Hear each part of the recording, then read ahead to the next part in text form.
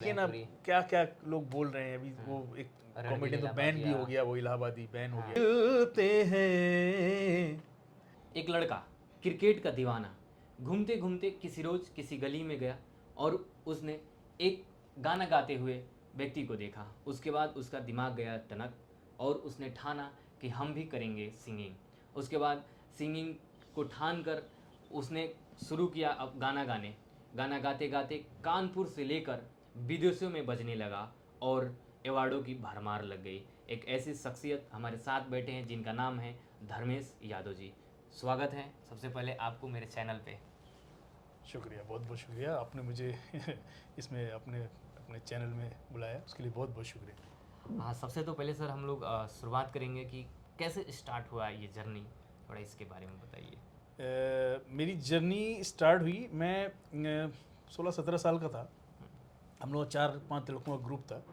तो ये आप जहाँ ये शांति नगर जहाँ मैं रहता हूँ, मेरा निवास शांति नगर में, यहाँ पर प्रशांत चटर्जी दादा थे, यहाँ पे वायलिनिस्ट थे और उनका अपना ग्रुप था। मतलब बहुत उस ज़माने में बहुत पॉपुलर ग्रुप था। और प्रशांत चटर्जी और उनके साथी कलाकार, ऐसे उनका नाम था।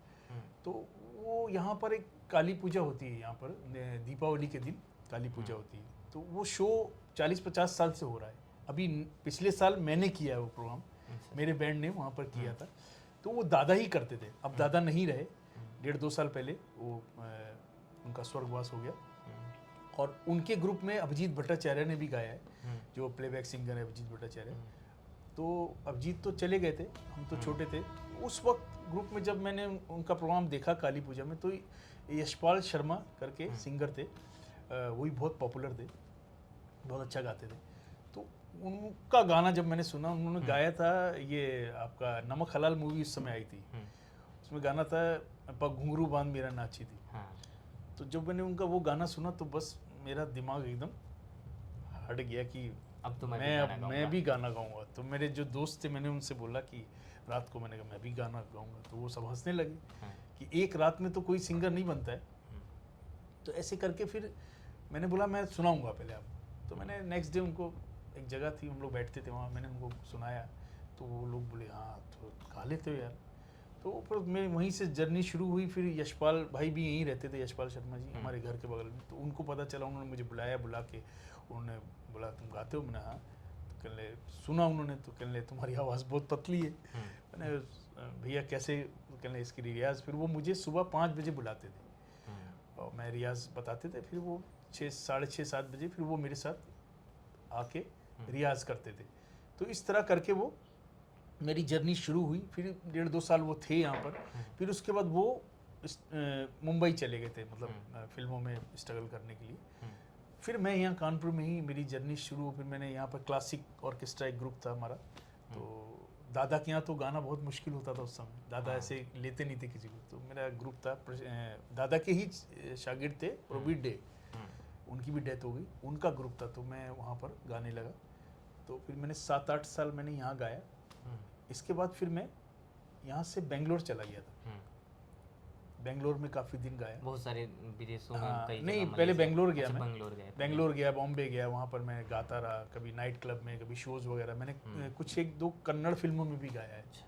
मतलब ज़्यादा नहीं गाया, 1-2 लाइन ऐसे करके गाई है। तो वो करते करते फिर वहाँ पर मुझे दुबई के ऑर्गेनाइज़र आए थे, उन्होंने मुझे सुना, सुन के उन्होंने मुझे ऑफ़र दिया। फिर मैं दुबई चला गया, फिर उनके साथ करके फिर वो लाइन एक खुल गई। करते करते करते करते फिर मैं दुबई, मस्कत, बहरीन में काफ़ी साल रहा, सिंगापुर गया, मलेशिया गया, ओमान गया। इस तरह करके मैंने फिल्मी आर्टिस्ट जो आते थे प्लेबैक, उनके साथ भी मैंने करा है।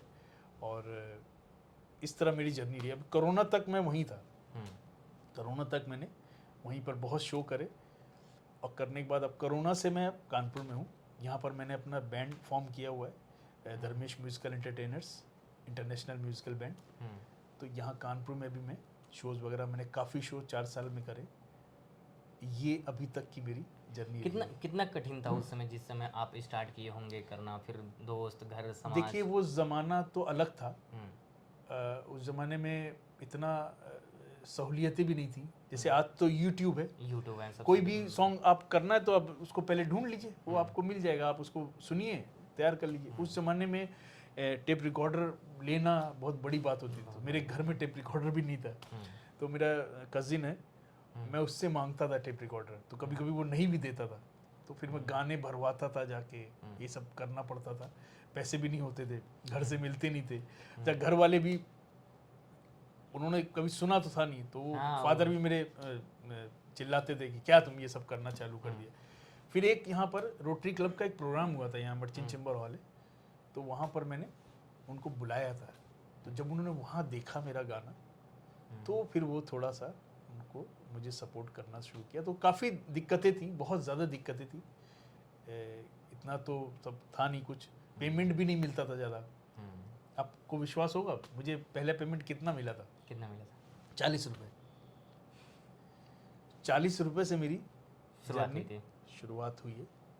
इस तरह करके ये मुझे कब लगा कि नहीं अब हम ठीक ठाक गाने लगे, या थोड़ा अब इसमें, क्योंकि एक समय होता है कि लगता है कि सही सुने हैं कि नहीं, हम गलत चुन लिए क्या रास्ता। देखिए, फिर एक समय आता है जब लगता है कि नहीं अब तो सही है। मैं आपको बताता हूँ कि मैं कानपुर में जब था तो मैं मोहम्मद रफ़ी साहब के गाने गाता था, मोहम्मद रफ़ी साहब को पसंद करता था, तो मैं गाता था। तो गाने के बाद फिर मैं यहाँ पे उनसे, जो रफ़ी साहब के बाद जो उनसे उनके रिलेटेड सिंगर है, जैसे शब्बीर कुमार, इनके गाने गाता था। तो एक सॉन्ग आया था खिलाफ मूवी का, सुखविंदर को उस समय कोई नहीं जानता था, सुखविंदर ने गाया था आजा सनम मेरी जान चली। तो मैंने वो गाना गाया, जब कानपुर में गाया, तो मैंने एक शो में 5-5 बार वो सॉन्ग गाया है। सुखविंदर को उस समय कोई नहीं जानता था, सुखविंदर को तो अब जाने लोग, ये जब से ये छैया छैया आया, उस जमाने में उसका पहला 1-2 गाने आए थे, वो गाना हिट था। चंकी पांडे की मूवी थी, चंकी पांडे और माधुरी दीक्षित, खिलाफ, तो मैंने वो बहुत हिट गाना था। तो जब मैं बेंगलोर गया, तो जिस नाइट क्लब में मैं गा रहा था, वहाँ पर एक सिंगर थे रफ़ी साहब के, वो बहुत अच्छा गाते थे। तो जब मैं गाता था तो मुझे कोई रिस्पॉन्स ही नहीं मिलता था पब्लिक का, तो मैं बहुत परेशान हो गया था। तो मेरा फ्रेंड मुझे ले गया था, मैंने उसको बोला भाई मुझे टिकट कटा दे, मैं जाऊँगा, मैं घर जाऊँगा। वो कहना नहीं यार ऐसे नहीं जाना है, तो आप यही काम करो। तो करते करते करते एक दिन एक फरमाइश आया, मेरा फ्रेंड भी गाता था, रवि नाम है, रवि ढोंडिया, ये दिए जलते हैं नमक हराम मूवी का गाना, तो वो ढूंढ रहा था बुक में। तो मैंने कौन सा गाना, तो मैंने कहा यही मैं गाऊँ क्या? कह रहे तू तो किशोर दा को नहीं गाता। तो नहीं, मेरे को आता है गाना, तो मैंने गाओ। जब मैंने वो गाना गाया ना, तो बहुत लोगों ने अप्रिशिएट किया, मतलब वो सॉन्ग 3-4-5 बार हुआ उस दिन वहाँ पे। तो फिर रवि ने मुझे बोला यार तेरी आवाज़ तो बहुत अच्छी लग रही थी, मतलब किशोर दा से मतलब बहुत सिमिलर लग रही थी, तो किशोर दा गाने क्यों नहीं गाता? क्योंकि यहाँ तो सलीम भाई गाते हैं, वो रफ़ी साहब।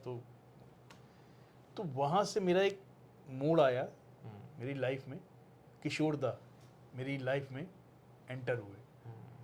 फिर मैंने किशोर दा को गाना चालू किया, तो तब से लेकर आज तक मेरी पहचान। तो किशोर दा की ठप्पा कब लगा कि? तभी से ठप्पा लगा। तभी से मैंने बताया ना, मैं दुबई गया तो जो वहाँ ऑर्गेनाइजर थे उन्होंने मुझे यही गाना सुना, ये कर्ज मूवी का गाना, एक हसीना थी, इस सॉन्ग को सुन के उन्होंने मुझे बाहर ले गया। और तब से आज तक मैं किशोर दा के गाने ही, और हमारा एक म्यूज़िक चैनल है राज गौरव पेज, यूफोनिकल वेव्स, कानपुर में हम लोग ऑपरेट करते हैं, उस पर मेरे बहुत सारे गाने किशोर दा के गाए हुए पड़े हुए हैं। कम से कम 100-150 गाने तो होंगे मेरे। मैं और भी सिंगर्स के गाता हूँ, लेकिन मेन मेरा किशोर दा मेरे, मैं उनको फॉलो करता हूँ। हाँ, मैंने ये अवार्ड देखा, बहुत सारे दुनिया भर के अवार्ड पढ़े हैं। क्या है अवार्डों की कहानी, थोड़ा बताइए अवार्डों के बारे में। सर मुझे यहाँ भी कानपुर में तो ज़्यादा रहा नहीं, यहाँ पर 4 साल ही रहे। तो भी कोरोना टाइम में सब दुनिया अस्त व्यस्त हो गई थी, सभी जानते हैं, लोग घरों में कैद हो गए थे। तो मेरे बेटे ने मुझे आइडिया दी कि भैया पापा आप कुछ करिए, लोगों के लिए कुछ करिए। तो मैंने बेटा क्या करूँ? कहना आप लाइव होइए, अभी तो बहुत अच्छा साधन है, फेसबुक पे लाइव हो सकते हैं, आप लाइव होइए, कुछ गाने गाइए लोगों के लिए, लोग एंटरटेन होंगे। तो मैं रोज़ 1 घंटे लाइव जाता था फेसबुक पर, तो मेरे साथ बहुत सारे लोग जुड़ गए, मुझे मैसेंजर पे, मुझे व्हाट्सएप पे, जहाँ से बहुत सारे मुझे रिक्वेस्ट आने लगी कि आप ये गाइए, आज ये गाइए। तो मैंने करीब 70-80-100 शो मैंने डेली करे हैं ऐसे। तो राजू श्रीवास्तव जी कॉमेडियन जो, ये मेरे अच्छे संबंध हैं इनसे, कानपुर के हैं ये भी। तो इनको जब ये उस समय फिल्म विकास परिषद उत्तर प्रदेश के अध्यक्ष थे, तो उन्होंने फिर मुझे कोरोना में इस काम के लिए मुझे अब यहाँ सर्किट हाउस में बुला के मुझे अवार्ड दिया था। तो ये मेरा लाइफ का एक सबसे बड़ा अवार्ड है कि वो तो हमारे लीजेंड है ना, कानपुर की तो शान है, अभी नहीं है वो इस दुनिया में, तो उन्होंने मुझे दिया था। बाकी काफ़ी जगह मुझे ये गौरवांजलि समिति है, इन्होंने मुझे ये अपना अवार्ड दिया है। प्लस देखिए ये मुझे ये RSS की एक संस्था है यहाँ पर, इन्होंने मुझे दिया है। इनकम टैक्स से मुझे कई अवार्ड मिले हैं। तो इस तरह काफ़ी सारे अवार्ड हैं। भोजपुरी भी गाना गाते हैं आपको? क्या क्या लोकगीत भोजपुरी तो कम गाते हैं, इतना नहीं गाते हैं।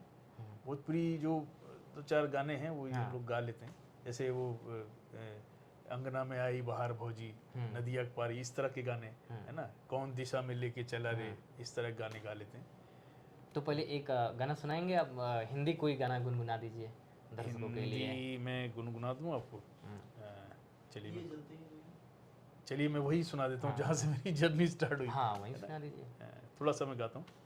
दिए जलते हैं, फूल खिलते हैं, बड़ी मुश्किल से मगर दुनिया में लोग मिलते हैं, दिए जलते हैं। यहाँ से मेरी जर्नी स्टार्ट हुई थी किशोर दा, और आज तक मैं किशोर दा का दामन थाम के चल रहा हूँ। भोजपुरी में कौन सा गाना पसंद है आपको? भोजपुरी मैंने बताया ना आपको, भोजपुरी में बस हम लोग वो नदिया के पार के 1-2 गाने हैं वो गा लेते हैं, क्योंकि यहाँ पर कानपुर में इस तरह नहीं, ज़्यादा भोजपुरी नहीं चलता है। जो हमारे जो शोज़ वगैरह करते हैं उसमें बहुत कम ही डिमांड आती है गाने की। अच्छा, भोजपुरी पे बार बार लगता है कि अश्लील गाने बजते हैं भोजपुरी में, क्यों ऐसा क्यों होता, क्या होता है? देखिए गाने अश्लीलता तो आजकल कहते हैं ना कि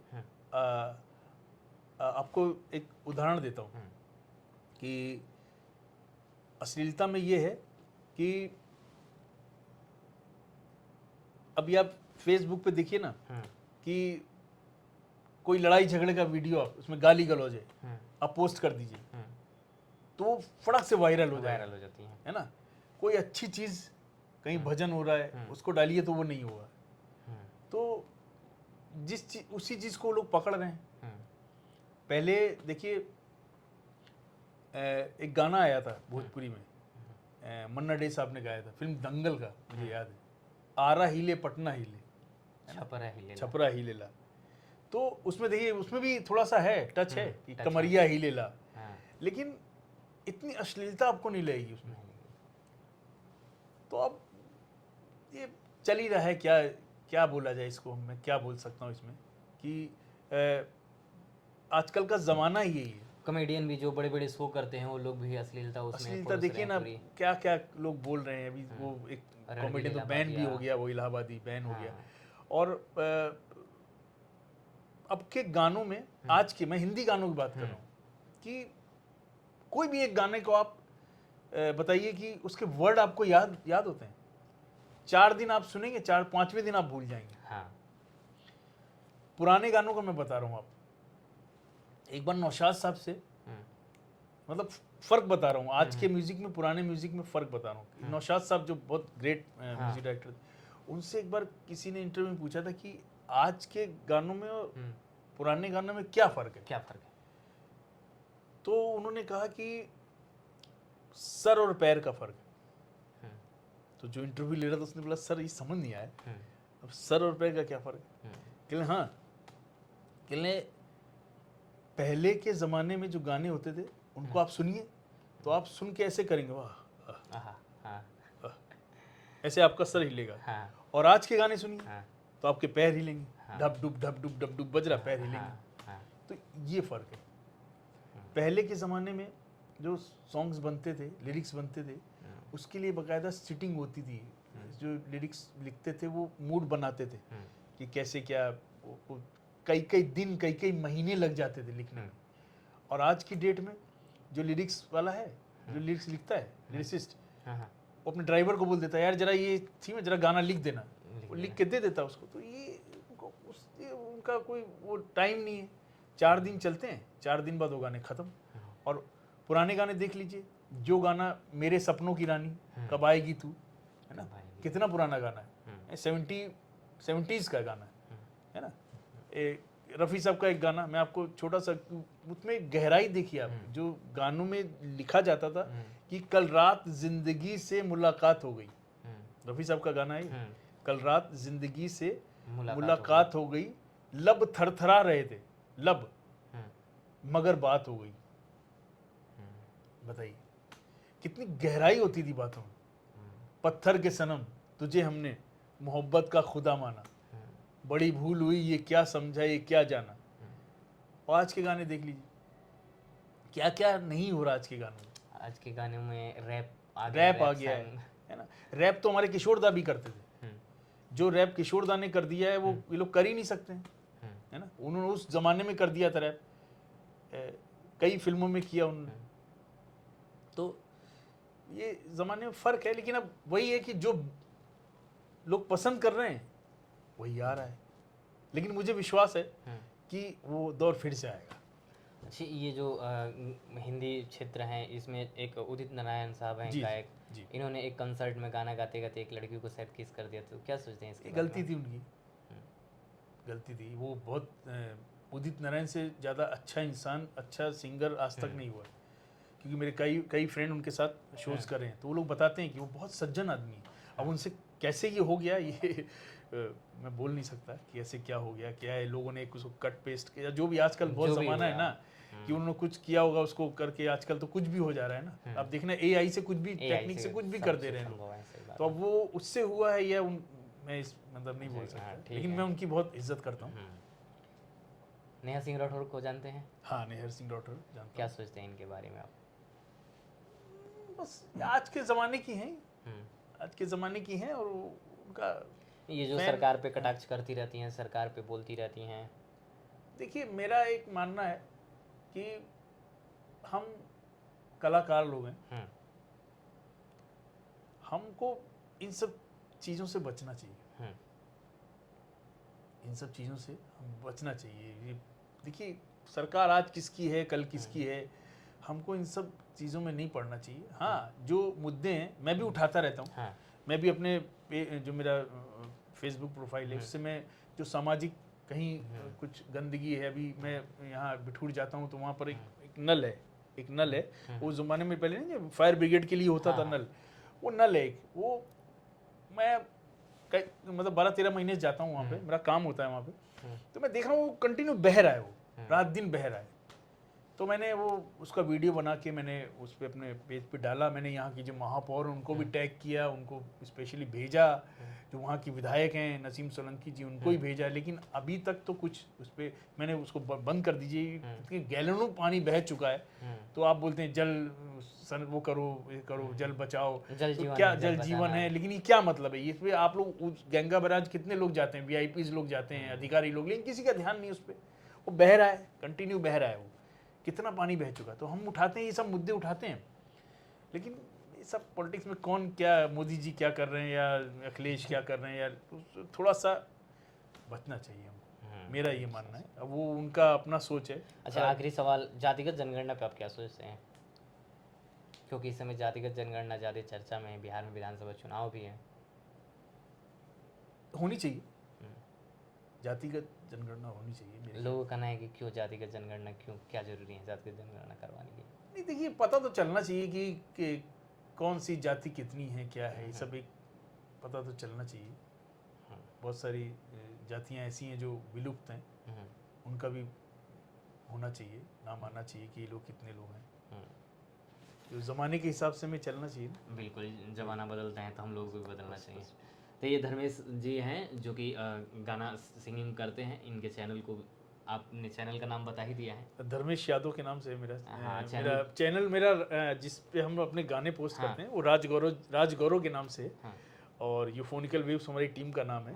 ये हमारा फेसबुक पर है और मेरा अपना भी है, मेरा धर्मेश यादव के नाम से मेरा फेसबुक प्रोफाइल है, उस पर भी मेरे गाने जो मेरे शोज़ वगैरह होते हैं मैं डालता रहता हूँ। तो इन्हें भी सब्सक्राइब करिए और हमारे चैनल को भी सब्सक्राइब करिए। ऐसी ही तमाम खबरें जानने के लिए, कलाकारों से बात करने के लिए हमारे साथ बने रहिए। नमस्ते।